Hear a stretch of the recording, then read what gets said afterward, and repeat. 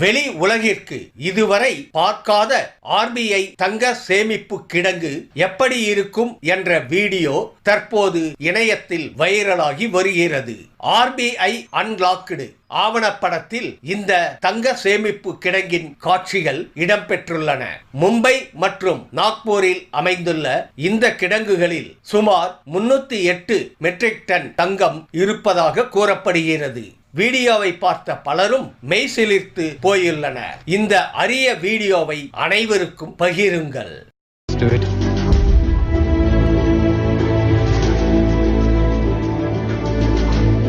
This is the first time we are opening up the gold vault visually to the country.